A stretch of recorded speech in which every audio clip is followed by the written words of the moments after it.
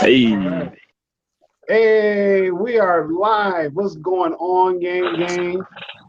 Welcome to another beautiful podcast with your lovely trio. And we're just going to make things really simple and easy and all other good jazz. So, what we are doing today, because today is Black History Month. Well, yeah, today's Black History Month, and so that's what we're going to do. We're going to talk a lot about Black history and how it relates to the present, but also at the same time, give those voices who have not been heard at all, give them a chance to have their story told here.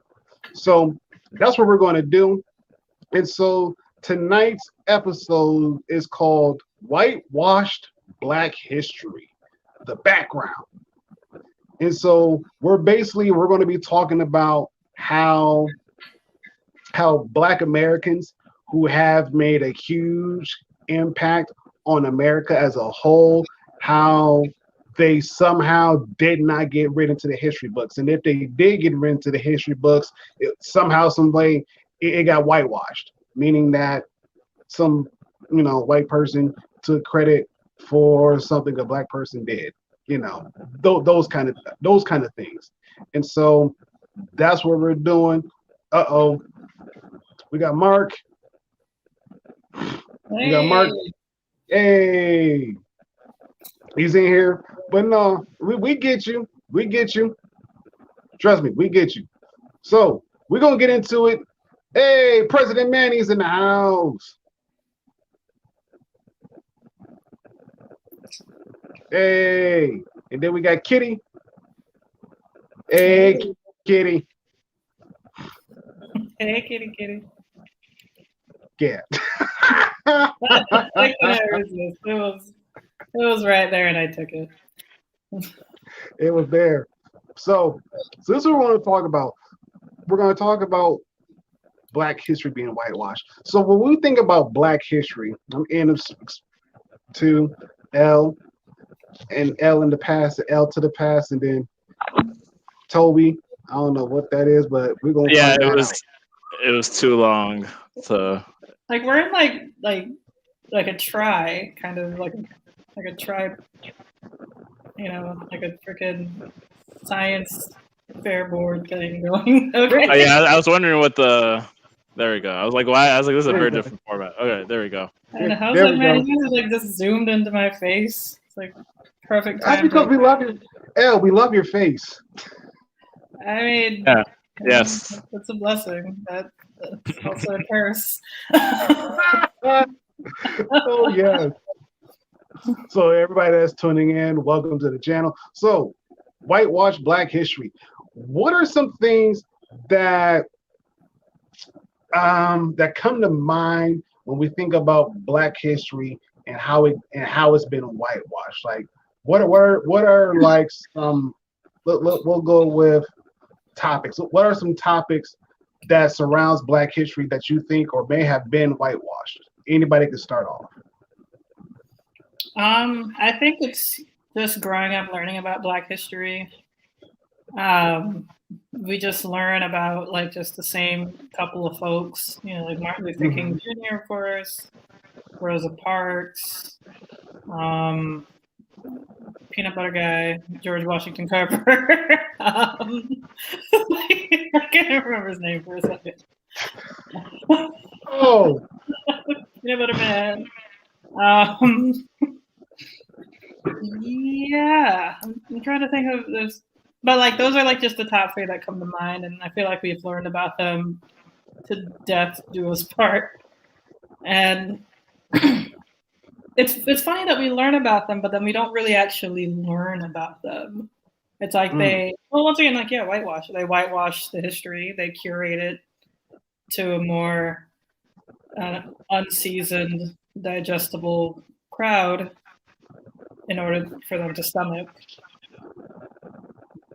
because I don't know. Yeah, well, I mean, you're talking about the dude who actually, the Lewis Latimer.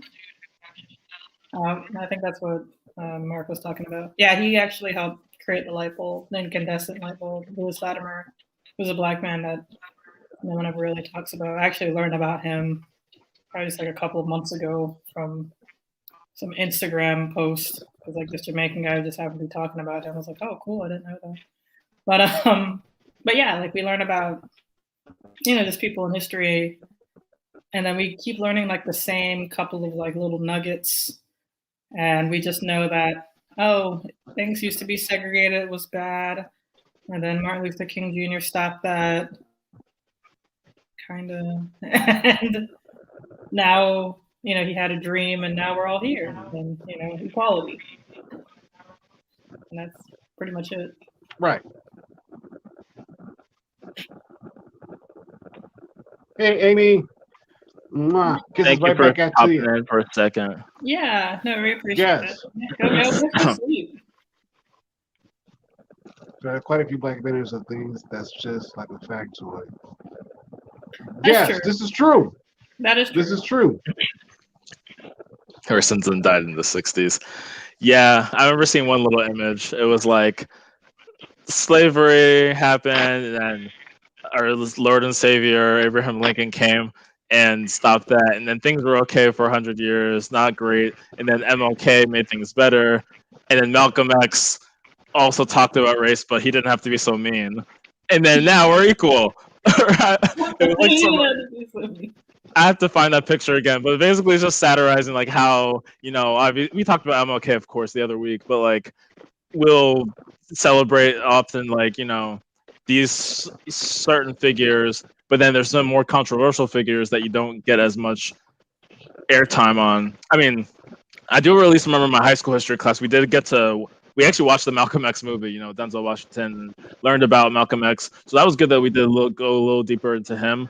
A lot of times you don't really get to see the black radical or some of the other lesser known, like James Baldwin is someone who I never learned about until Lord knows when. I had to have been in college at least, and I just saw an infographic yesterday because yesterday was the first day of Black History Month, and they said that we're going to start with James Baldwin because he actually, also he was a gay black man. I didn't know that either, or I may have heard that before. It was like alleged. He didn't. I don't think he never really came out, but he just happened to know a lot about homosexual culture that it's pretty much presumed, but it's pretty much safe to say he was gay. Yeah.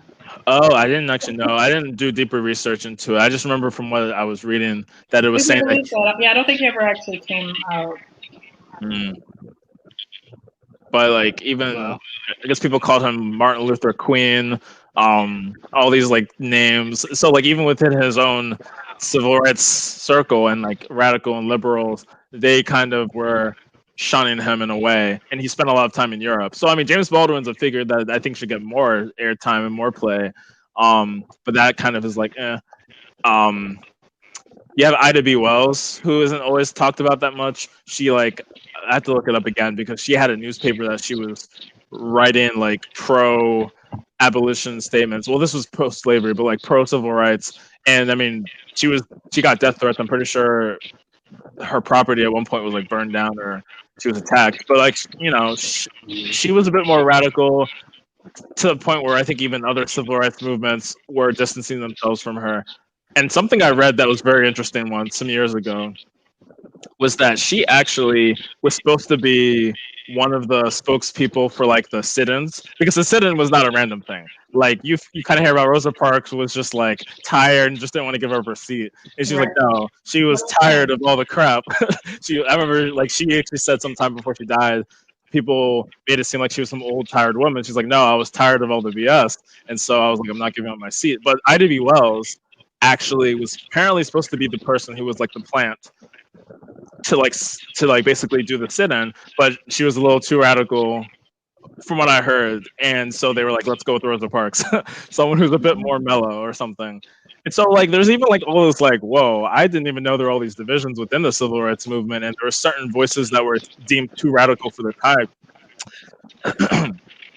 And so I don't know, there's just a lot of white, I guess you could even say within certain black history circles, you don't get the full truth and scope of what some of these people fought for. We obviously talked about MLK. You have the Black Panthers, and that deserves a whole nother episode to talk about them. But Oh, yeah. a lot of what they fought for, some of it became institutionalized, like with the free breakfast program, and there was all this stuff with the FBI, and it's just crazy, like how little you learn of it, and how the FBI really was like doing a lot of stuff, like stuff that they would really do, like stuff that you see the CIA doing to other countries, like what the FBI was doing to the Panthers and a lot of Black nationalist type people. No, but Mark just said, yeah, I was actually going to mention that they went with Rosa because she was also light skinned. So, not only was there, division, there was also, colorism as well. Wow. Oh, yeah. I believe that 100%. I don't think I knew that specifically, but I 100% believe that. Yeah. I mean, I know there's a bunch of Black inventors that really haven't been talked about, or I don't know if you guys know, but like the one guy that I know off the top of my head, his name is Garrett Morgan, and we could talk about him and a bunch of other inventors like later on, but he was a really big figure as far as modern day technology goes.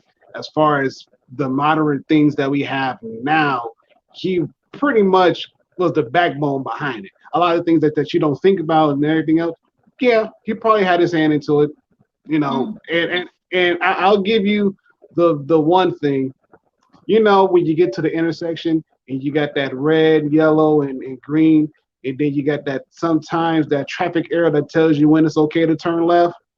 Yeah, he had a hand in that. Yeah, he had a hand in that, along with some other stuff that he had a bunch of hands in. And so, yeah, it's a lot. It's a lot. And the crazy thing about it is, it's like when you think about it, it's like, well, how come they're not notarized? You also got to think too, a lot of these people who had their hands involved in a lot of stuff, especially like technology-wise, they probably didn't know the correct avenues to get their things patented, so that if anybody wants to copy it or tries to do anything with it, they would have to go through them first in order for them to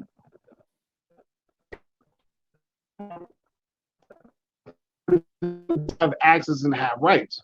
But even still, then it just goes to show how hard it was back then to get stuff, put in your thing that you can be at least compensated for the work that you've done. And a lot of times, a lot of black folks, they haven't had, they'll get, we appreciate your hard work, your contributions, but it's like, but I've done more, and you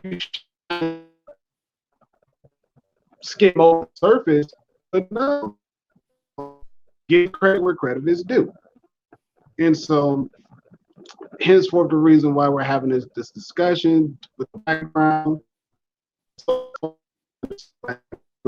that's been done. I mean, Toby brought up W. Wells.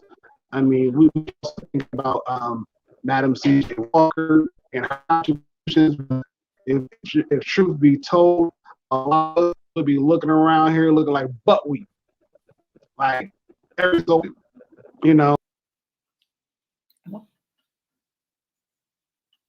Toby, you're on mute. Oh yeah, I just said, oh shoot, because I was even gonna say, Ron, like it was breaking up a little bit, but I didn't know if that was overall, and it looked like yeah.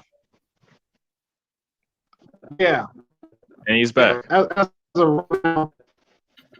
Yes, it's kind of janky on my end, so yeah, I do apologize. We're gonna get it straightened out. Issues. Yeah, we got some technical difficulties. It's all good. We got some Wi-Fi issues. That's what I'm gonna call it Wi-Fi. Wi-Fi. Hopefully not actually Wi-Fi, but just the Wi-Fi. That's why I can't say that. Exactly. I can't say that. I'll get jacked up. Yeah, so I can't get you all in trouble. You and your household in trouble. No, but So, I yeah, never no, thought of calling Wi-Fi wifey.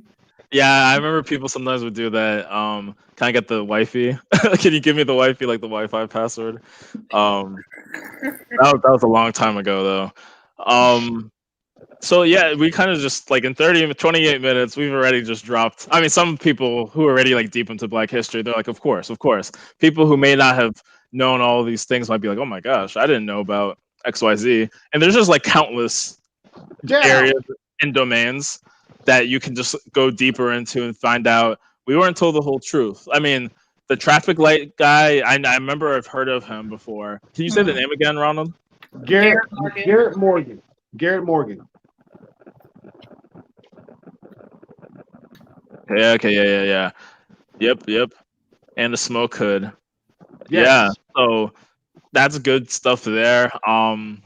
Yes. You have, of I mean, course, yeah. I was say because I did a project. I did a project on them for in elementary school. You know, one of my English teachers, she was a black and Japanese, and she's like, what I want you guys to, yeah, my English teacher was black and Japanese. Different, different train of thought. Anyways, she had us do a project, and she was like, I want you guys to look at these people, and I want you to do a report on them. And so I messed around and got him and whatnot. I'm like, ooh, this is good. Yes. Ender. Yes. He's another one. In fact, we were talking about him some weeks ago. Yeah. Or we were planning to talk. Yeah. Right. Yeah, he don't worry, he's gonna get brought up too. I mean, a lot of things that we almost kind of like take for granted, like, well, we don't know who really made this. You can kind of trace it back. You know, even before Nintendo got big with their cartridges and whatnot, even before Atari with their cartridges, I mean, Jerry Lawson, he was the pioneer behind it. And again, you know, you can kind of catch some of his story off of the Netflix documentary series that they have on there. It's about like catered to gamers. High Score or something. I think it was High Score. I think so. Yeah. And so, like his family, series. Yeah, his family, they still have the original game and cartridges that he made. They still have the original. They still have the original. And it's like, dude, if it wasn't from him, you know, Nintendo and Atari, they wouldn't be as big as they were. Even Sega, they wouldn't be as big as they were. You know, without him pioneering what he did, you know, and it was like, wow, that sucks. To know that the concept, he came up with it and actually had everything working and whatnot, and not get credit for it, man. Yeah. Hey, Sample. Hey. Black history. It just kind of touching on some different areas, really. I was trying to look up something about Jerry Lawson, because Jerry Lawson, I know Wikipedia is not the favorite source, but it gives you a nice little quick thing. Basically, and I knew about the founders of like computer stuff. Like you can't you just have to learn that whenever you go into computing. So like Steve Jobs, Steve Wozniak, these people who are early enthusiasts. Apparently, Jerry Lawson and a guy named Ron Jones were the only two black members of the Homebrew Computing Club. So that's kind of interesting. So I guess this was they were very early computer hobbyists, just for funsies. In Menlo Park, and Menlo Park, of course, is like one of the legendary sort of the canon. If you want to talk about the CS canon, Menlo Park is a big part, along with like a few other places, Bell Labs. But anyway, so Ron Jones, I have to look more into him because I don't think I really knew about him. But yeah, video game cartridges. Look at that. And that hits close to home because I never knew about that, and I loved playing video games growing up. At one point, that's actually. I mean, I didn't think too seriously about that. That would be so cool to learn how to program video games. And then I think by the time I got to high school, I quickly dropped that because video game programming is a horrifically, notoriously brutal field. But I continued to program, so that's kind of how I got the inspiration. So Jerry Lawson is like there in the early stages. So that's super cool.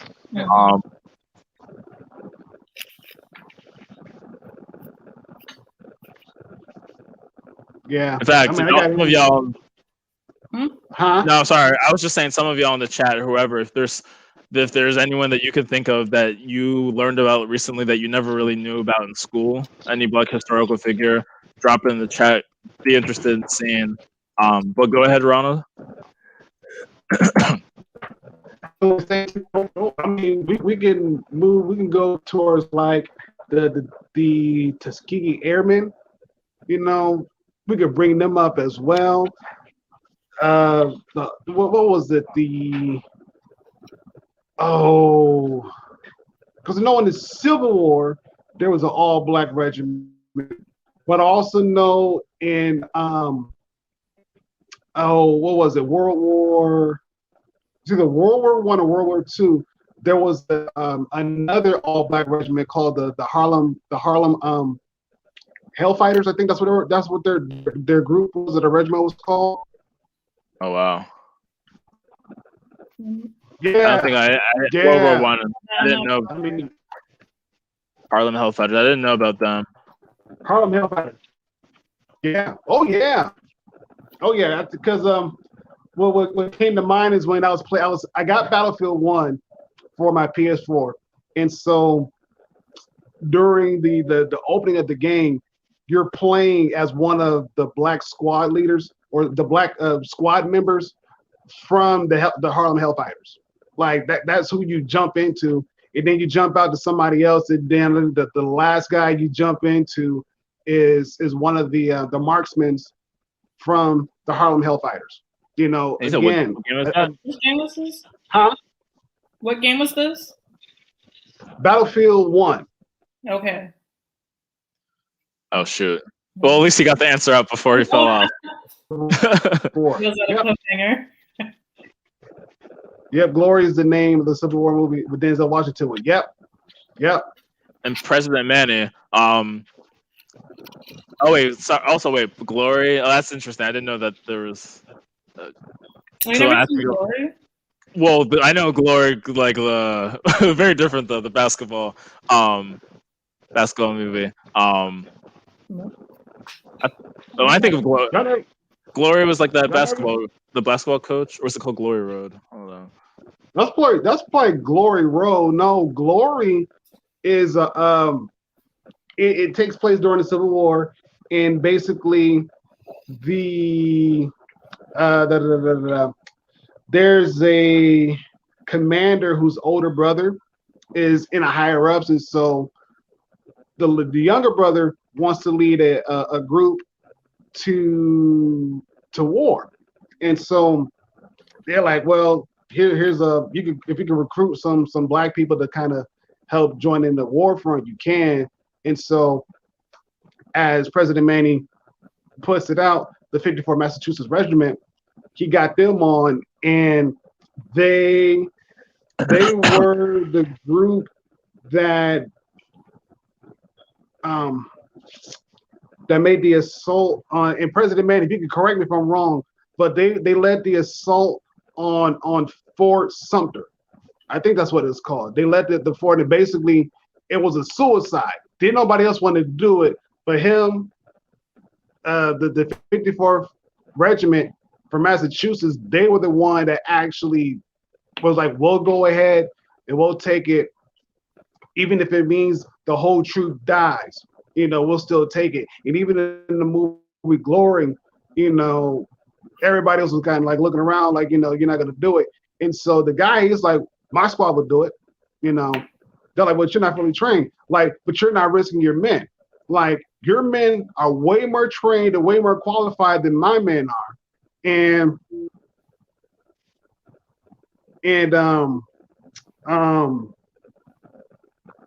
oh, thanks for the correction. Thanks for the. I don't think that's I haven't watched No, it. it's been a while. It's been a while. Yeah, for me too. But I don't remember. I don't know. I It's only been a watched while. it once in middle school, so This is a big Fort thing. Wagner, there it is. Fort Wagner. Okay, that's what it was. Fort Wagner.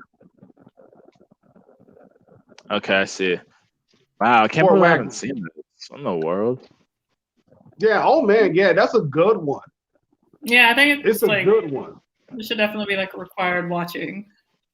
Like, it would come find out, like, maybe I start watching, I'm like, oh, I have seen some of these scenes. Yeah, South Carolina, I shouldn't be surprised, because I knew that's where Fort Sumter was as well. South Carolina was kind of the heat of a lot of the action in the Civil War. I actually remember in high school, I was able to go on a trip for, like, kind of extracurricular, not for any class, but like because I went to school in Maryland, so thankfully, like, I took this for granted that it was so easy to just, like, not even an hour away go to DC for anything. And so we went to this. Well, one, we got a tour of the White House, which is hard. So I'm proud of that because that takes a lot of planning. And you have to give them passports and all this stuff, or citizenship proof, whatever. Oh. But more importantly, we went to more importantly than the White House was the Civil War Memorial, the African American Civil War Memorial, which I never even heard of. But like, it's like a little statue. But then there's also like a building, and so we were in the building, and I was expecting like a tour, but we really didn't see much. But it was this guy who was just giving like this breakdown of like, yeah, the Civil War was not won. First of all, the Emancipation Proclamation, for those who don't know, really only freed slaves in the slave states. Technically, yeah, the northern states and a lot of the other states had sort of already freed slavery, but this was not like a nationwide, all states will have slavery free. It was really just slaves had to be free, effective immediately, in essentially the Confederate States. And then that still didn't really free anything until the states were basically defeated by Union troops. So, I mean, it was an important move, but it didn't effectively give people their freedom. And of course, Juneteenth was the whole thing, right? A lot of us learned about Juneteenth last year, if we didn't already know. And Juneteenth was that day that Texans finally got the news that the Civil War was over. But the important thing was that the troops that basically made, and some of my ignorance is showing because I forget some of the Robert E. Lee. He may have been the general of the Confederacy, or I believe so. Whoever it was who at the very end surrendered. I want to say it was Robert E. Lee. I'm sure Manny's gonna know, of course. Yeah. So it was an all-black regiment of troops who basically won the very last battle and forced General Robert E. Lee to surrender. And so that's not something that you really learned a lot, but like those last troops were all black. I mean, of course, the Emancipation Proclamation helped sort of get those troops into the fold, but some of them also just wanted to fight for the freedom. And so I remember seeing that, how like literally black people freed themselves. It was just like such an epic, like it was such an epic, and it was such like the guy who was describing it. I mean, it was pretty like chill, but he was like going into like detail. You could really visualize it, and I was like, oh wow, like it was no flashy presentations, not a lot of memorials, but just like oral history. I telling a story, and I was like, I did not know that black people came out here and freed themselves, which is like basically the entire. That's like a foreshadowing of what's had to happen since like 1986 or 1865. Pretty much. And we're still in that boat today. Well, that's kind of interesting. So you said it was like the last couple of battles. It was just all black soldiers. Yeah. So I mean, that kind of says a lot. Like, it kind of makes you feel like it really goes to show that white people weren't really, trying to fight for our freedom. They weren't really willing to lay their lives down on the line. At least that's what I'm picking up on. Well, go ahead, Toby. I was gonna say like, and I don't even know like all the numbers of like how many of the African American troops there were like originally, but like I do again, and it was like a really bloody war too. So I think it was the most deadly war in American history, and so like I don't even know completely what that number of white to black was, but when it came to it, you know, the black troops were there, and they were there in the end, and Leah surrendered to Grant. Yeah, because Grant I knew was like the main Union guy. Mm-hmm.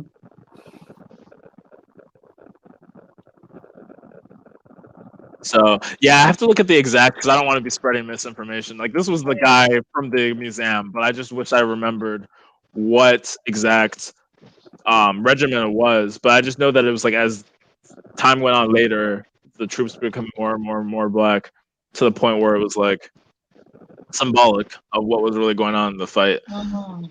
Oh yeah. Oh yeah. And to go throw even further back, the Revolutionary War. I remember going to the African American, the new African American history museum. I think of National Afro. I always forget the acronym, but the new museum. I saw it once, like President's Day weekend, 2018, and I remember I couldn't even get past the first floor. I was just so like enthralled with all the different scenes because it's such a big museum, and like you start at the bottom floor, which is like basically slavery era, um, through somewhere through the Civil War, and then I think like you have somewhere up to the Civil Rights Movement is somewhere on the second floor, and the third floor is more modern day. You learn more about like music and sports. And if you keep going up, because that's the basement, so then that's the ground floor, and then if you go up, there's stuff about like art. But I remember like when I was reading about the Revolutionary War, it was talking about how there was a lot of black soldiers who fought on both sides because they're like, we're gonna get our freedom either way. Like we're either gonna fight, loyalists with the British, and a lot of people did that, like in the Northeast especially, because Boston, that was like kind of the epicenter, Boston Tea Party, Boston Massacre, and all that. So there's a lot of black Massachusetts soldiers who were like, screw it, we're joining the British. I mean, some of them actually did get promised by the British freedom. Some of it was lies, some of it was truth.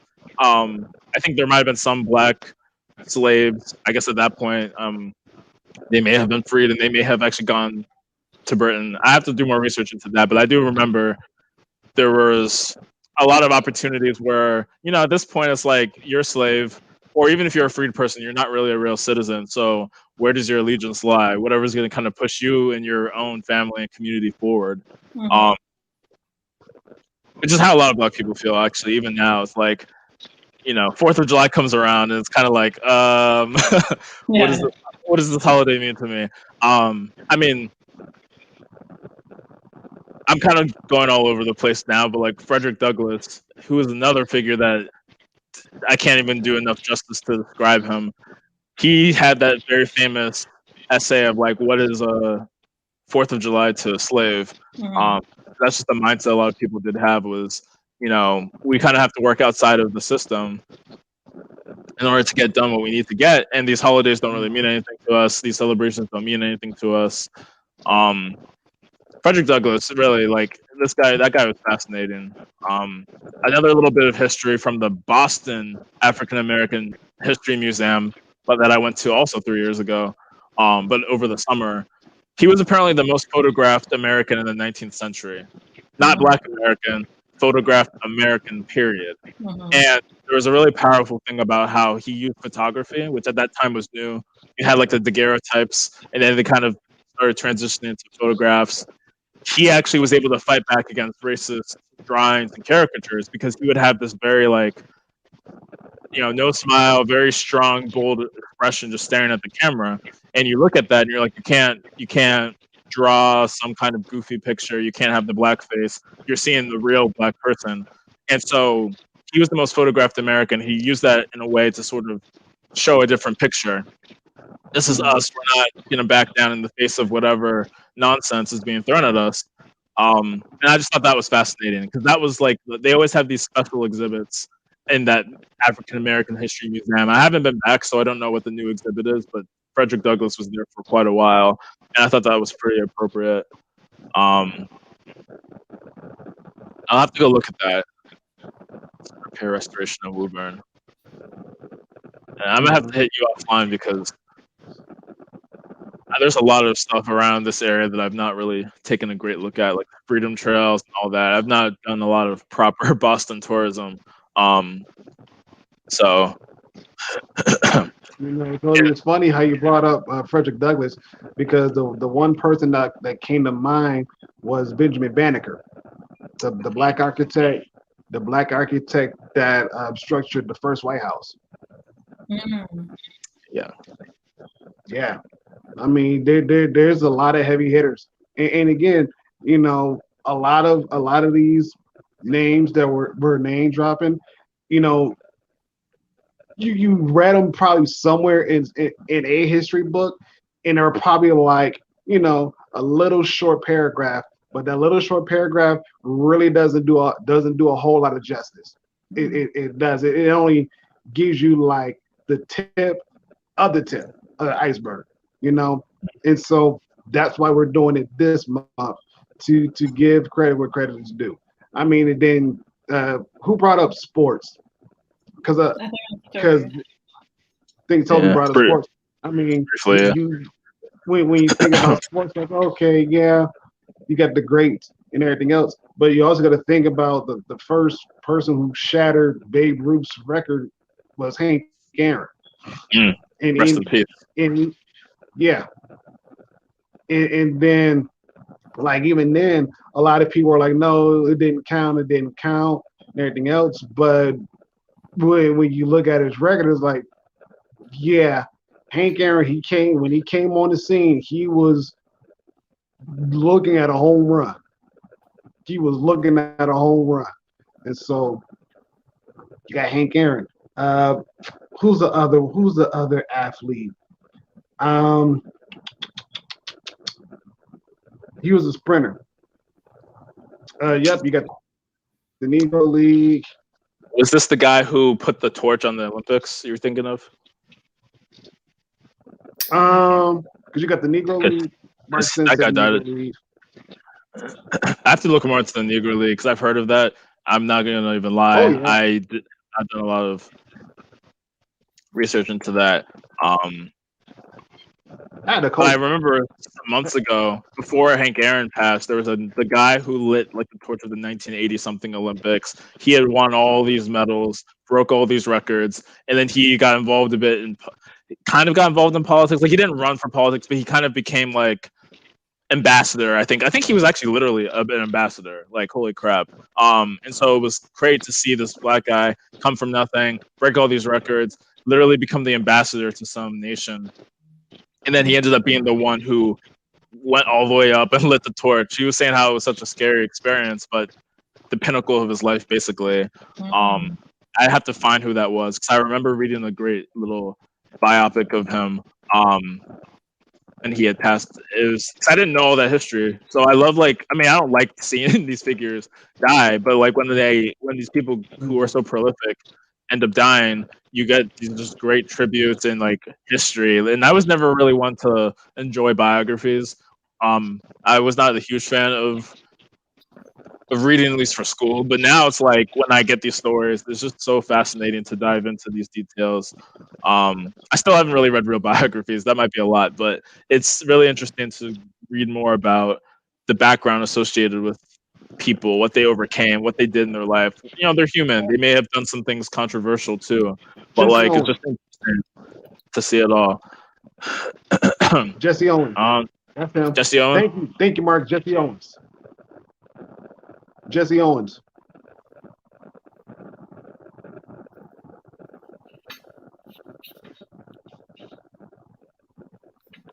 Okay, I've heard his name before too. Ruth Johnson. Yeah, he was he was the black sprinter that before what was it, Usain Bolt? Oh, he was the black sprinter that shattered a bunch of records before like anybody else, came after him to make the attempt. But Jesse Owens, yeah, pretty much what in the majority of the events that he placed in, he won gold. Hmm. There were some he probably did like silver and bronze, but for the majority of the events that he placed in was gold.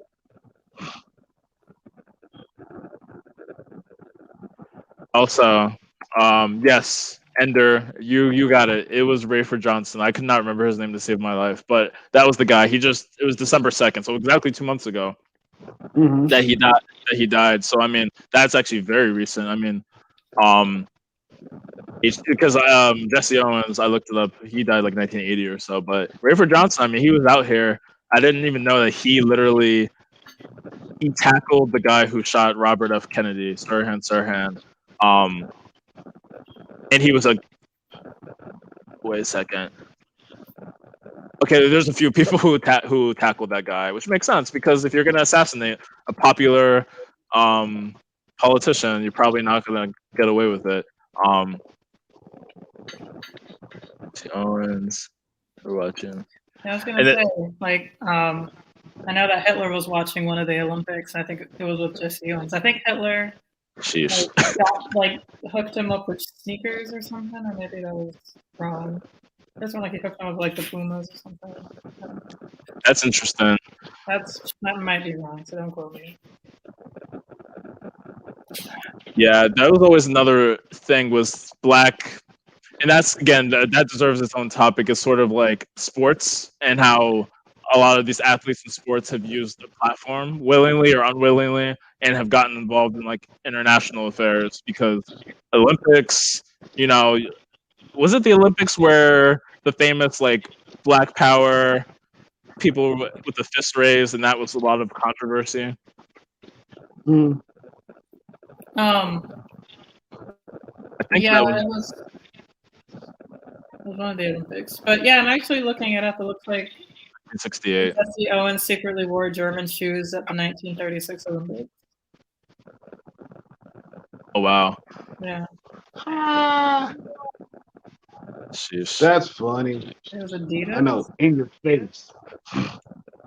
Yeah, it's crazy. Like one thing that I was so interested in by the time I graduated college was I needed to take like in-depth Black history, Black studies, just kind of like understanding a bit more of who these figures were, how they kind of fit into the modern world, especially the ones who were closer to home, like people like Rayford Johnson, who were alive at least in the past few decades. Mm-hmm. And I really just wanted to, or like find a YouTube course and just binge. I've never really gotten around to it. I just see articles here and there. Um, but it's interesting whenever I see these things. And then no pun intended, kind of pun intended, but you have heavy hitters like Muhammad Ali, of course, who were so influential. And I mean, they were protesting injustices as well. I mean, they were against the Vietnam War. And it's just crazy, like the intersection that you have between the sports world and then the platform you can do with other issues. Yes. And then not just Yes. sports, but sports is a big one because that's sort of what a lot of people will watch, regardless of your Yeah. background. And even then, we can even like project that into like, modern day. We look at a lot of our sports figures in the modern day who, excuse me, y'all, who pretty much captivated the world. I think of Kobe. Rest in peace. I think of Kobe and the big contributions that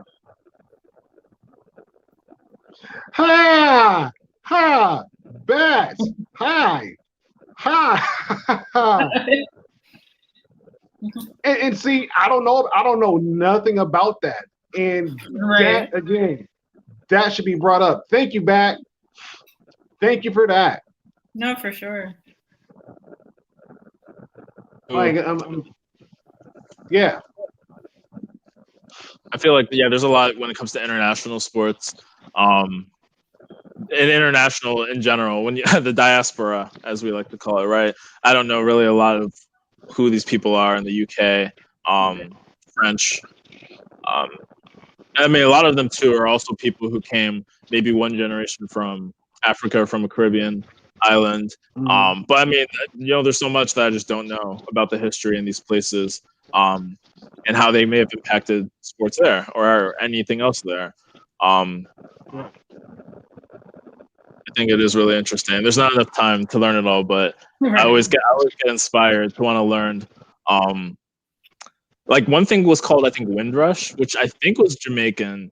There was something like a colony of something between the UK and Jamaica, and I think there were some people who were supposed to like become citizens of the UK, or they're supposed to like be able to go back to their island. I'm about to look it up real quick. If it's not called Windrush, Go for it. Windrush. Yeah, so I guess. What's that you said? I'm gonna say while you're doing that, I got the History Channel. I got that pulled up, and the theme, which is actually it's kind of funny if you think about it, because it goes along with what we've been talking about off stream as far as topics go. But the History Channel, and I got the link for it down below in the description box. The History Channel, the theme for Black History this year is Black family, representation, identity, and diversity, and explores the African diaspora and the spread of Black families across the United States. So that is their theme for Black History for 2021. I'm like, wow, which is funny because, like I said, a lot of the things, a lot of the topics that we've been talking about, it actually centers around that. So kudos to the History Channel. Shout out to you guys for doing that, because it just means we're all under the same brain wavelength. And yeah, it's good. It's real good. What was that they? The History Channel. But what are they centering around? The theme for this year for Black History Month is Black family, representation, identity, and diversity. Yeah, I just got something about that when I was at work. There was like a little bulletin thing on our webpage that said that was the national theme or whatever. History Channel, the ASALH. I didn't even know this was a thing. The Association for the Study of African American Life and History. Like, there's all these organizations I'm just so ignorant of. Founded in 1915. Wow, so over 100 years. Yeah.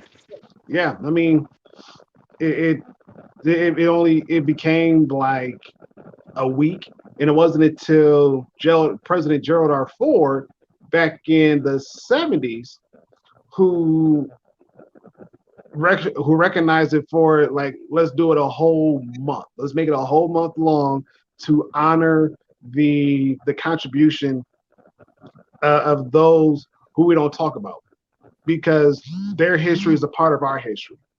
And so kudos to President Ford. His house, his childhood house is literally down the street from the house I grew up in Grand Rapids, Michigan. I could. Oh wow. Yeah. It's a historical monument, and so it coincidentally is smack dab in the middle of the hood. So it's like, it's an oddball place, but it's like, here is the home of Gerald R. Ford, the childhood home of Gerald R. Ford.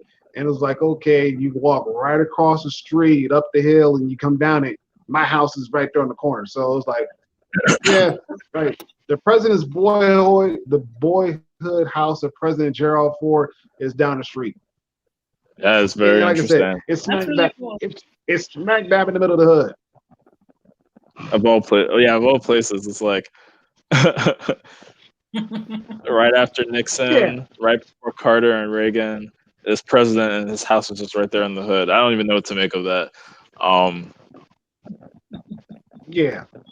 don't know how to make. Look, as many times as I've gone past it to go to school, and I see that, I'm like, man, You mean to tell me this man grew up here? Out of all places in Grand Rapids, he grew up here? Like, okay, whatevs.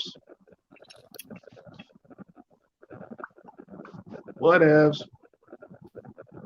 So, I mean, there's a lot. There's a lot we could talk about. And again, I don't know, Elle said it, Toby said it. There's not even enough time in a day to talk about these topics and to highlight these voices that need to get highlighted. And again, you know, for this month, that's what we're gonna pretty much do. We're gonna just take it day at a time and just go from there. And then next week Tuesday, we're gonna talk about something different. But again, with the focus of it being Black History, that's what we're gonna do.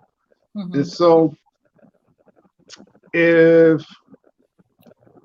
anybody else has any questions you like to ask or whatnot, I mean, Elle, Toby, is there a question you want to throw out there in the atmosphere for the time being? Who is someone that you learned about recently, like a Black historical figure you learned about recently?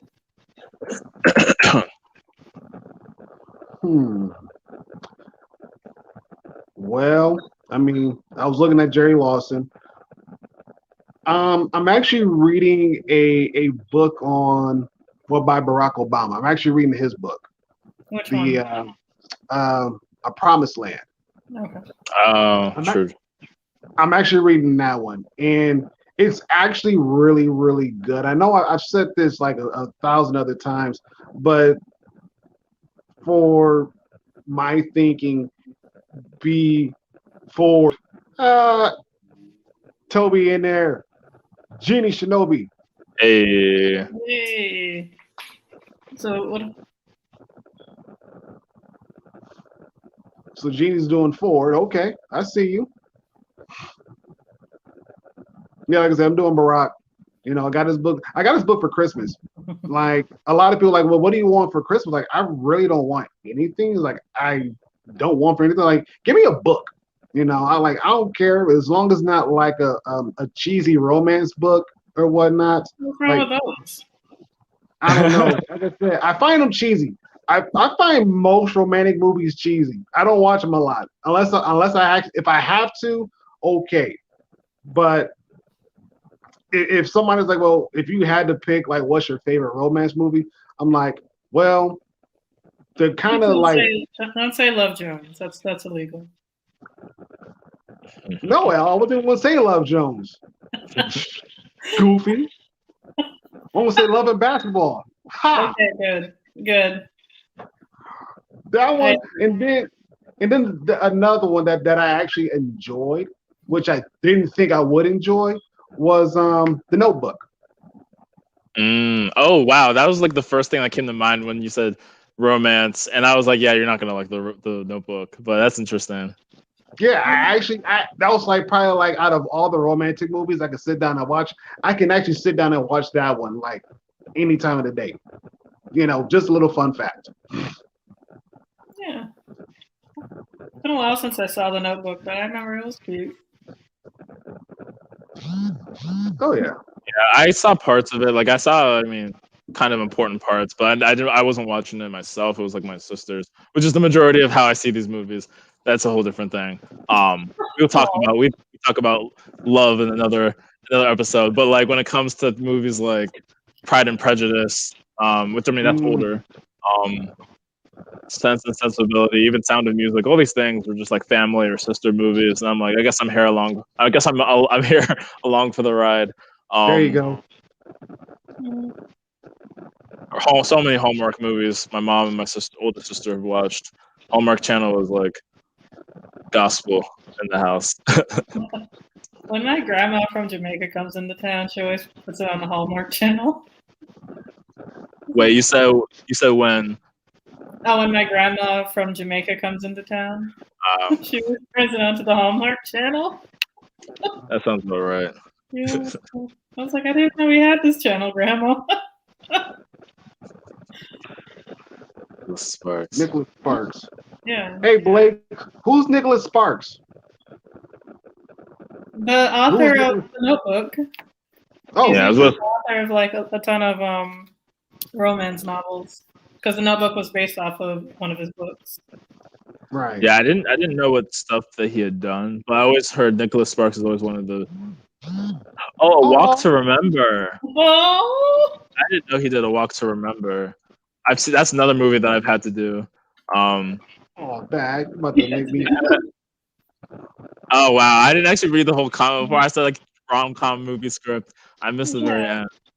That's cute. I ship Yeah. that couple.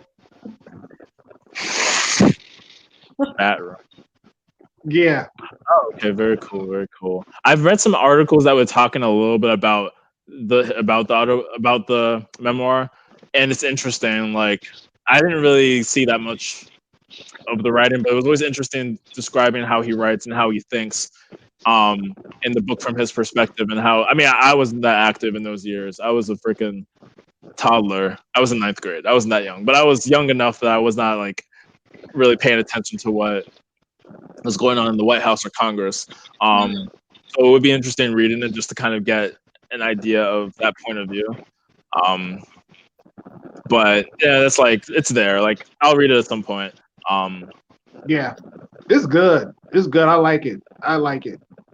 Probably the second. I want to say that's probably my first biography book I've read so far. Yeah, and it's sad. Probably the first. Because I think like the war on normal people. This not necessarily like a biography. No, he just No. talks about himself for like 2 pages. Yeah, it's more like And I think there's more to Yang than just 2 pages. even Yeah, I think that man is like 4 books. That man needs 4 books. then the first book, the Smart People Should Build Things. I need to didn't read that. I haven't gotten it yet, but that's also just sort of like a hey, Yeah, not a biography but informational. I do agree. Speaking of, Should build things. speaking of, No, there was something yeah. that I was thinking of. That's the other part of The Notebook. I was like, remember The Notebook was like really sad. Why was it sad? Oh, I don't even remember enough about that movie. I've heard it is sad in general, but I didn't know. it's an autobiography. That's true. Yeah, he did write about himself. Yeah.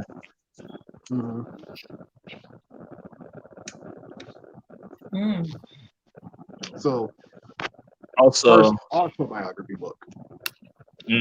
True. I've probably had to read some biography for some school thing, but I wouldn't have enjoyed it or really remembered anything about it. But now I'm like, okay, let me actually maybe find a biography or autobiography about someone I am interested in. Yeah. That'd be kind of cool.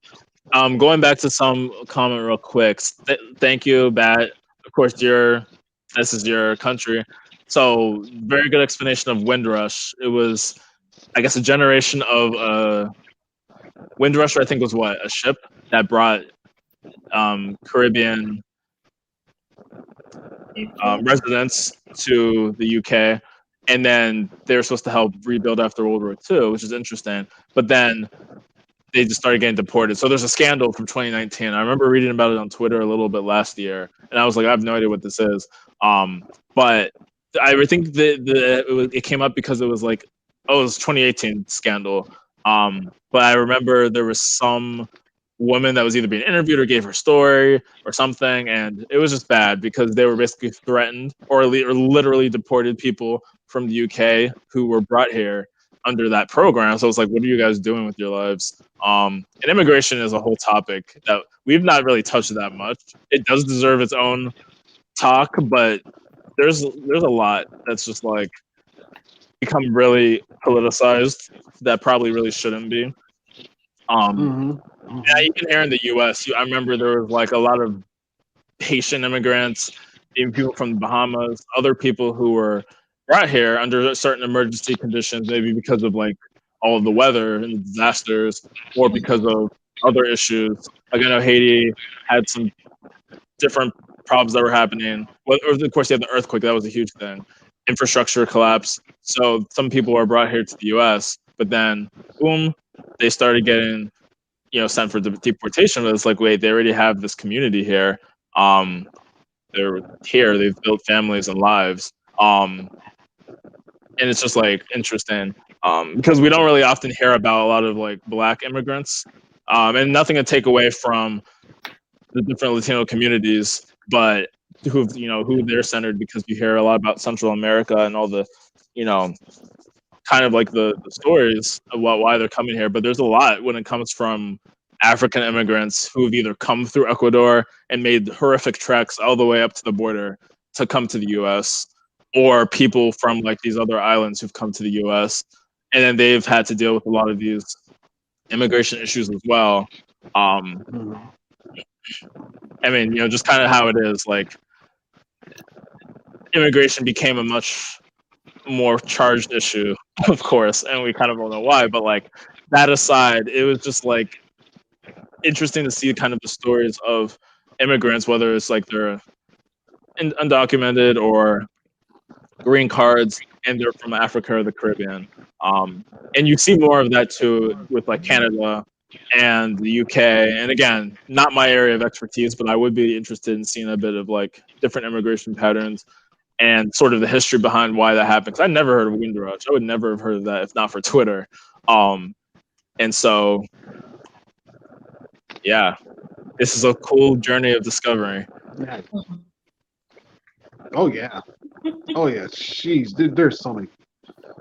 Good grief, y'all's giving us some homework to do because the topics are going to be like. It's gonna be like the little Knox X's scroll, just like drops the scroll and it just like goes across the stage. The topics are just gonna be endless. Yes. It's all about what you guys want to see too, and what you guys want to talk about.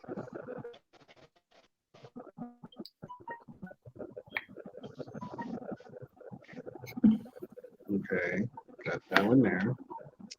I need to collect some of these books. Yeah. Oh, that's hilarious. And you know what?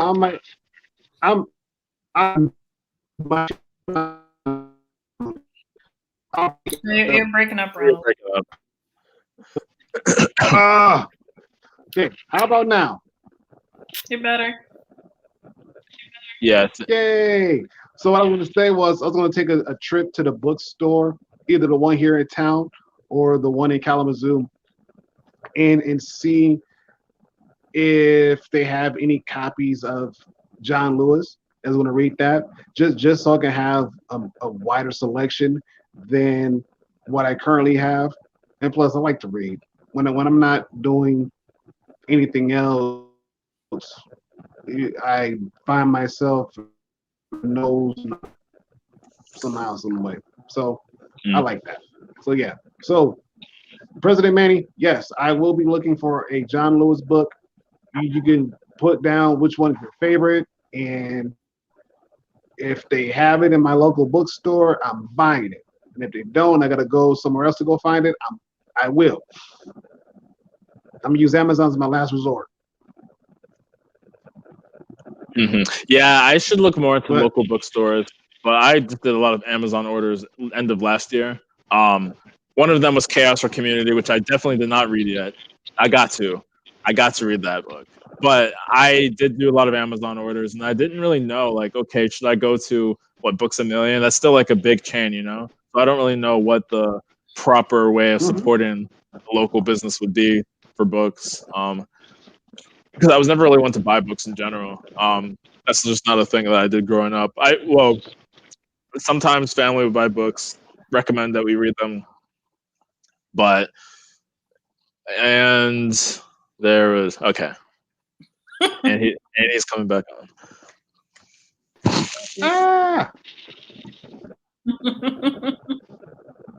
We got two things. We need a neck pillow for L, and we need to free Ronald's Wi-Fi. Free the Wi-Fi. Wi-Fi from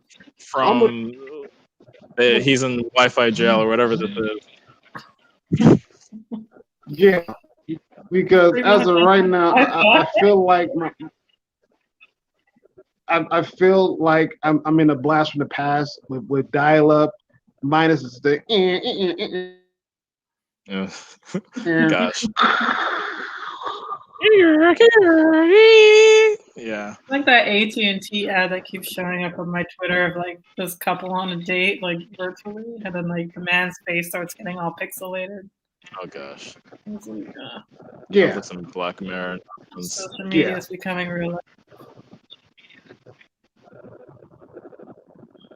Yes, thank Life. you. Come on, Comcast. Hey. I know. Sheesh. Comcast is just like the only internet. They just suck. Man. They're terrible. The other day, my internet went out for like no reason, but Comcast has been getting better, and it always seems to know. But it's like, if you know, why is it going out? Like, I have like underground cables in this area. It's like, what is happening for it to do that? Yeah. I don't Te- know. I know that here I have FiOS just because that's one of the more compatible ones with my apartment. In FiOS, I never really knew much like fiber optics, but I learned when I got my own apartment that FiOS is actually it's kind of crazy the technology FiOS uses because it doesn't matter how many people you have in your apartment, it scales kind of infinitely. Like it's weird, but apparently because the bandwidth isn't the same, you're not using like you have so much internet that can be passed along. You can have as many people, and it's kind of like parallel. Like if there is a limit, each person kind of gets their own limit of how much you can pass per second. I guess kilobytes per second. So fiber optics, just because of the way it works with the light and everything, is very much more freeing than traditional cable. I don't know though, like if I got my own house, what I would use. But at least for this apartment, I just kind of grit my teeth and use the FiOS. Um, and pay them for it. Okay, this is a good question though. Yeah. This is a good question because there's so many topics. Like my goodness. Yeah. Um, like that's really like history when it comes to Tuskegee Airmen. Like if you're really interested in like traditional history, military, I mean aviation for you, then yeah, Tuskegee Airmen, maybe like the role of black people in the military as well as in government is you could if you're really trying to learn about like the history, you know, there's that. If you're kind of interested in some cultural things, you can look about different types of music. That's like a topic for itself, but how a lot of music has had black influence.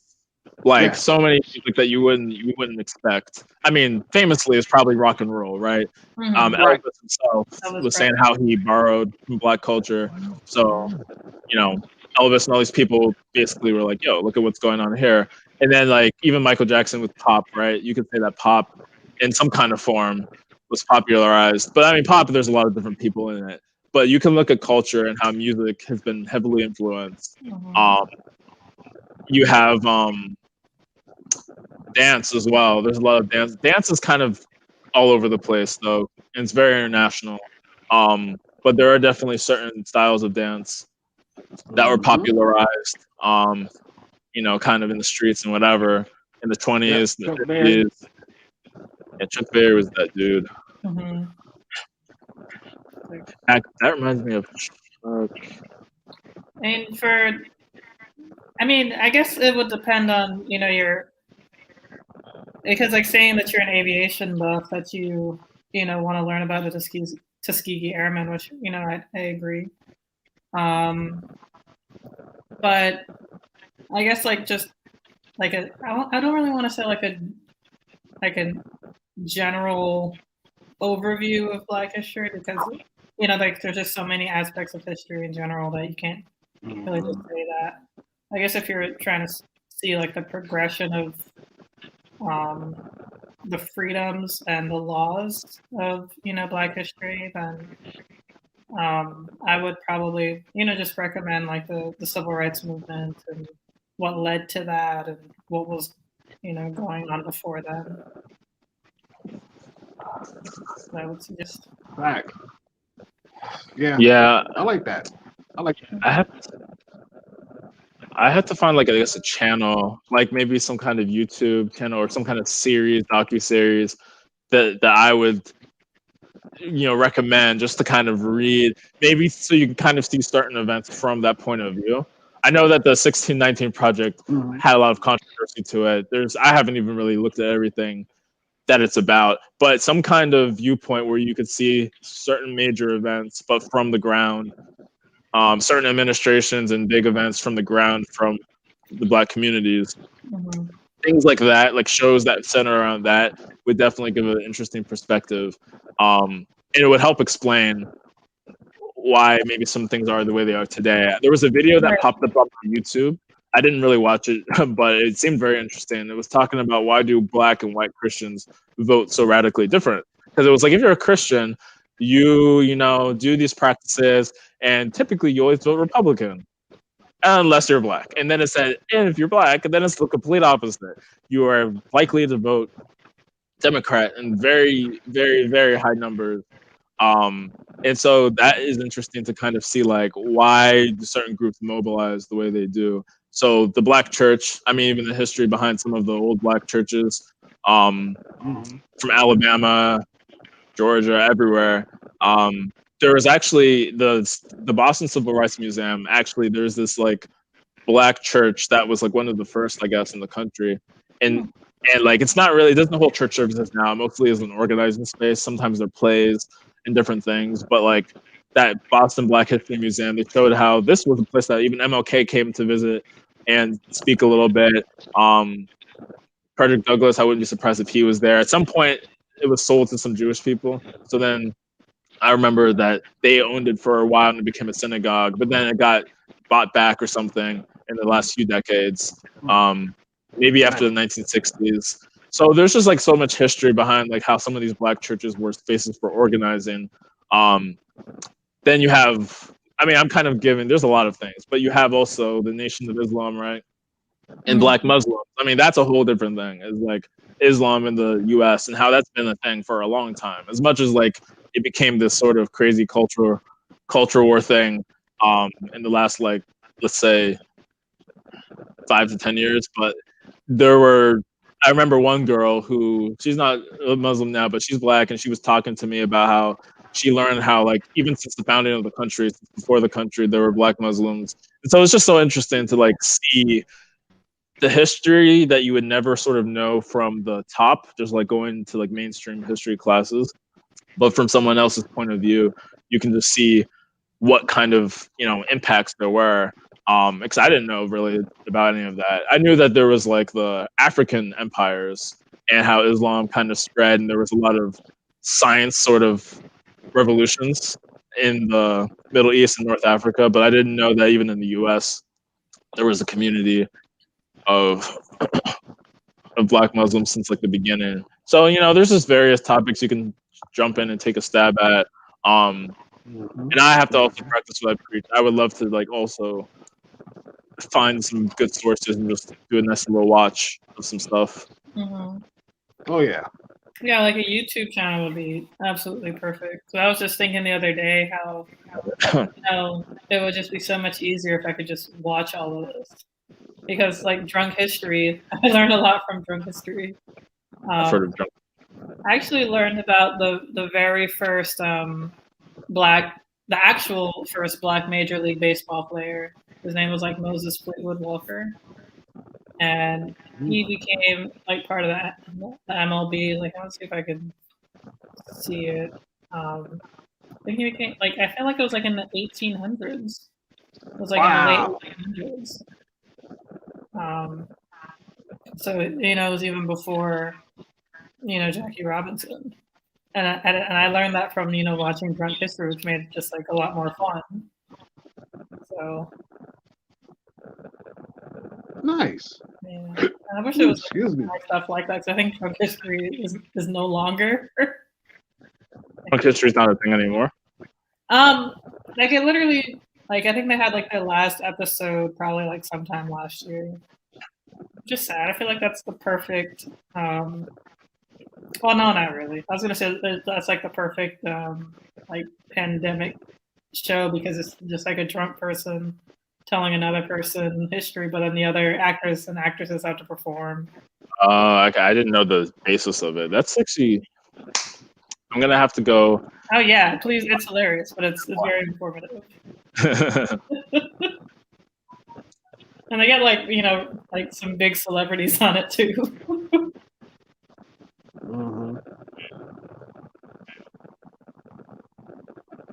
Yeah. Sheesh. Yeah, for sure.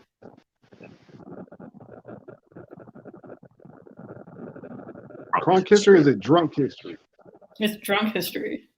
Crunk. Good. I mean, that sounds like you're looking to going into the history of hip hop, going to the history of hip hop or something deep. Oh, perfect. Break in. DJ Flash. I mean, there's so many names you can mention, but Grandmaster Flash, is that the guy's name? The guy who basically invented, I don't want to say invented hip hop, but he kind of had the DJs. He was from New York City. He basically played around with like record scratching and kind of birthed the evolution of. It was DJ Cool Herc. He was pretty much the founder of DJ. He was actually Jamaican American, and he took I believe he took some like music from I guess like reggae and stuff and tried to I guess mix it. I know there's a show called The Get Down on Netflix. I think it's still on. I've seen an episode or two. Oh yeah. Yeah. I know what you're talking about. Who's the person you said? DJ Cool Herc. Okay, this must be like two. It's interesting because Grandmaster Flash was one of the pioneers of hip hop DJing, cutting and mixing. But I guess so. He himself was in a group of 5 people, and I don't know if that name that you just said is in that 5. So that means there was a lot of people working in parallel, which that's kind of makes sense. Is how a lot of these things boom, but. I remember Google had a nice little. It was like I forget how many years ago, but Google had that. Like, yeah, y'all remember the Google Doodle where you could basically make your own. Yeah. You could take different like record labels, different vinyls, and like just start scratching and mixing. And I think I was in high school. If not high school, early college. I thought it was cool at the time, but now I really appreciate them doing something like that. So sometimes it's like even the like breakdancing in itself, like how that became really a thing. It was a way for people to sort of express a lot of passion and energy in different competing groups, and it was not violent. It was safe. It was a lot. Like it was heated, but like it was constructive. So breakdancing, and how did that become a thing? And I remember actually breakdancing. I think I mentioned this on another episode, but breakdancing looks like it will be part of the next Olympics, which is going to be interesting how they go and judge that. Yeah, I want to know who the judges will be. Right, who the judges? What experience do they have in these streets? But. There's a million things. And actually, definitely, go on Twitter, tag us, McCoy channel, whatever. And if you have suggestions and things you want to see more focused on, I mean, obviously this channel talks about stuff outside of Black History Month, but especially in Black History Month, we could talk more about like these kind of lesser known things that you wouldn't have learned regularly. Like you're not really learning about the history of breakdancing in school, but you get to learn it online, and here we are. So we'll post resources. We can post resources. Y'all can post your resources. Just put it out there, and we can all learn together. Because really, that's what it is. I'm learning a lot. I'm not going to pretend to be an expert at all. I just know snippets here and there, tidbits here and there, and things I want to go deeper into. Yeah, we are not experts. No, we're students of the game. That's how I look at it. We're students. I like that. So, okay, Matt Nor was making a pun. Okay. Yeah, I was wondering. I was like, I figured as much, but when he said no, it's drunk history, I was like, oh, I thought he was making a joke. I learned to ruin my sneakers. Yes, breakdancing will ruin your sneakers. You need to I remember my wrist was hurting for like a long ass time. Oh, that's interesting. My sneakers, I don't know because I know. Yeah, El, you mentioned it before. You mentioned it before, but I did do breakdancing my first year. It wasn't really performing. It was just a breakdancing club in college that they taught a little bit, and they had free open practice, and they did perform at a few events. But I was not about that life at all. And they hosted the like ciphers on sometimes on weekends. They had like 6 hour ciphers, maybe from noon to 6 p.m., where other schools around Maryland, other schools in Maryland, or even groups outside of the universities would just come, and then they would, do break-in. So it was cool to see that. That was like 2012, 2013, and so things that you might not see every day, like it still happens on the streets. It still happens in the studios. That was going to be one professional goal that I'm going to have to revive post-COVID. Obviously not now, but was to find like studio and pick back up stuff like breakdancing. There's some other dance styles I would love to get into, but we'll talk about that all another time. I was in a hip hop organization in college, and we had to learn about like the 4 elements of hip hop, which is breakdancing, DJing, MCing, and graffiti. Graffiti. So I learned a little bit about breakdancing. It was fun. I wasn't good, but I learned the basics, and was able to it was just fun. It's a good workout too. Yeah, it's a great workout. I still see like a lot of my friends breaking on like Instagram and stuff like that. I guess the proper term is breaking. It's not necessarily breakdancing. Yeah, it's breaking. I always remember they always emphasize that, and I always still get it wrong anyway. That's all right. That and again, sheesh. Like you said, we're not professionals.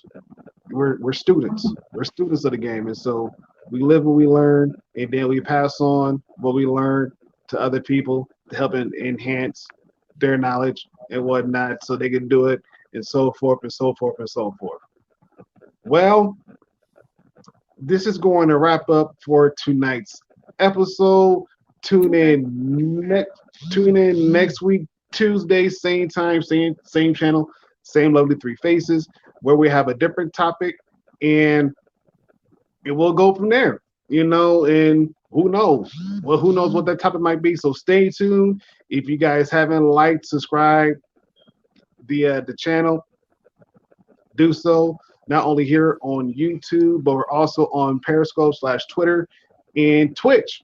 So find us there, and we love you guys. We thank you guys for your support, and sheesh, yeah, just come back and just kick back, relax, and even if you're just lurking, that's cool too. We love lurkers. Yeah. Break into Electric Boogaloo. Yes. Boogaloo. Love that movie. Oh, I like the first one. I love the first one too. Ain't no stopping us. Ain't no stopping us. Ain't no stopping us. Yes. We're gonna have to play some tunes. And actually, before this is something I forgot I was gonna play before. Let me play it before we get off. Where the heck did it go? Uh-oh. Hold on. Wait a minute. Before you play it. What's up? Before you play it, I gotta ask one thing. Sure. Is it copywritten? Oh, is that a thing? Well, it's a YouTube video that probably already has its own copyrights. Crap. Oh, geez, I didn't know. That's like it's not like I'm not playing like an actual song out loud. It's more of a video. There like say a disclaimer like we don't own this. True. Disclaimer. I didn't even know about all this crap. Yeah. That's good.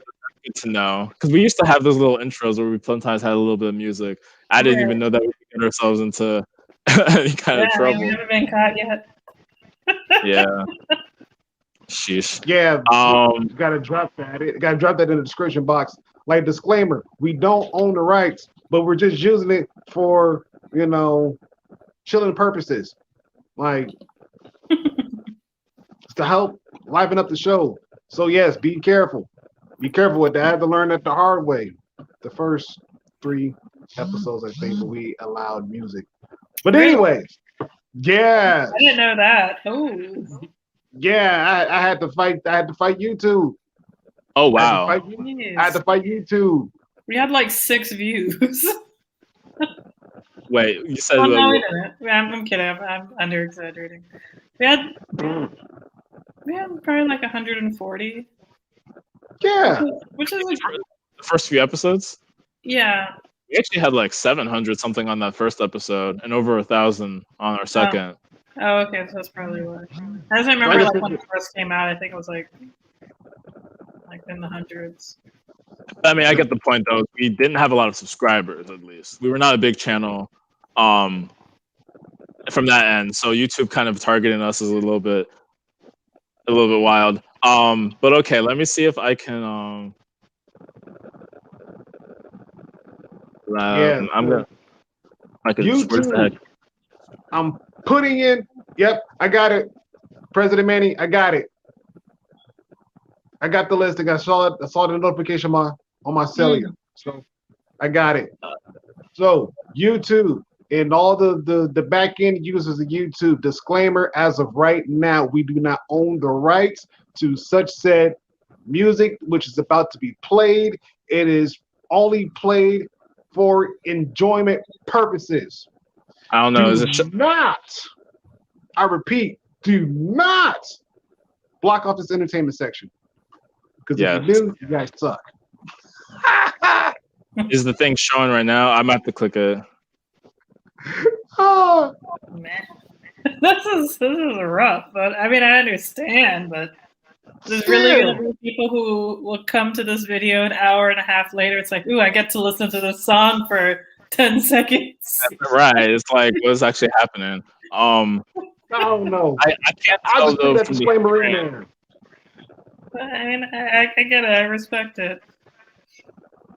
Yeah. I feel like a lot. Of course, like a lot of this is just like bots. I guess probably just combing through people's YouTube videos, and like they find some music and they're like, "Up, flag it." Okay. Yeah. That's why that's why I did it. So like the 1 hour and 20, we'll call it the 1 hour and 25 minute marker. I'll post my disclaimer. I set my disclaimer. And so YouTube, if you do anything weird besides that, you guys need to up your Nightbot situation. And for sure. Yeah. I mean, no, like social media definitely does, because like Instagram flagged me, well technically Facebook flagged me for like this post I did. I shared it on Twitter. It was just like somebody posted on Instagram, I shared it to my story. It was about how, God was trying to create bats. And then they were like, well, we already have birds. And then the angel goes, what if they were goth? And then God's like, yeah, what if they were goth? and then Facebook/Instagram flagged that, saying, oh, there's misinformation in this. So I was like, well, yeah, no shit. And then when you click on the misinformation, the misleading, it was talking about the CDC and vaccines. I'm like, this post has nothing to do with that. That actually happened to someone's story, but they didn't even have anything in their story that was health related. It was just something about this thing has something about the coronavirus. Do you want to see more coronavirus info? And I'm like, y'all's algorithm is whack. Because this had the word bats in it. But yeah, wow. I know that's getting a kick out of this. By the way, I'm gonna play Rats with wings. I don't know if it's actually showing up on the screen.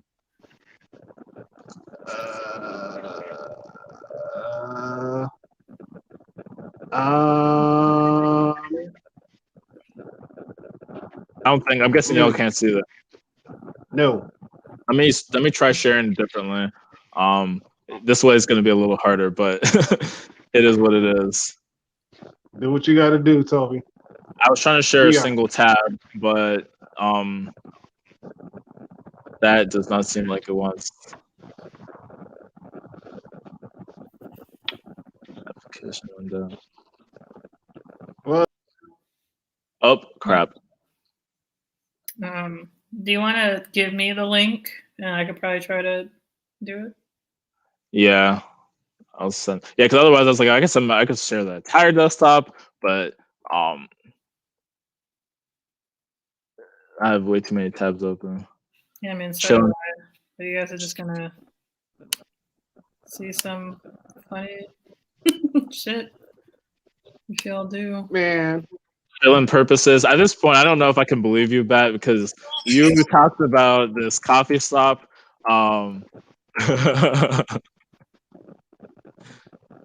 It's like fridge. Yeah, no, it's the single about my fridge. I decided to sit here again because I was like, "Why y'all deserve a view of this fridge?" So I decided to sit in my kitchen today for the stream. I'm gonna share a Chrome tab so you don't see all of my. Well, I tried doing that too. So can you see my tab that I'm sharing? yeah.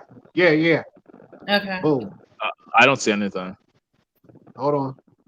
Oh, now, okay, now I see it. Wow, it worked for you. I'm jealous.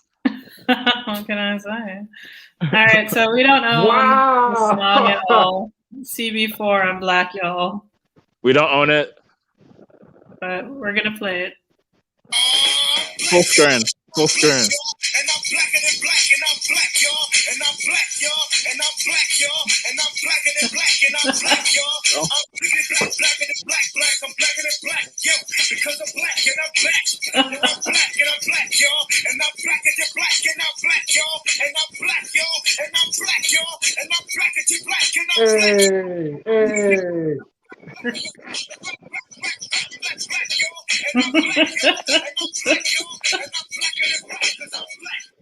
So this is always like a classic, like Bat said. This always happens every year on February 1st. I actually haven't seen it yet, but it always pops up on the Instagram timeline without fail.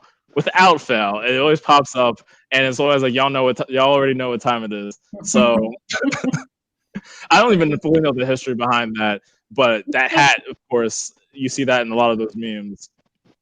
Ooh, yes. we got to play some Umar Johnson clips at some point. Well, maybe we shouldn't, but.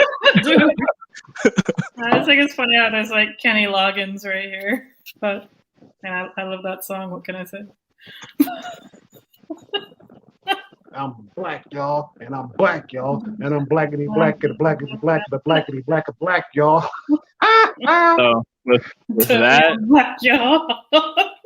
That's why I had this hair in my little middle name, because I was like, you know what? If nothing else, I'm gonna play it. I don't care, Instagram. Screw you and your algorithm. I'm gonna play this, and y'all gonna know today. Oh, yeah, you're gonna learn today. So we're black, y'all. We're black, y'all. They couldn't figure out about a why. Now they know. We black. We don't care. We love it. With that, for those of you guys that are still watching, peace, love, and all of the good stuff. We will see you guys next week, Tuesday, same time, same channel, same 11-3 Faces with a new topic. So, with that, we're peacing out. Until next time. Thank you all. Much appreciated. What do you say? Isn't it like love, peace, and hair grease? How's it go? Yes, love, peace, and hair grease. Oh, true. love, peace, and all the memes. There you go.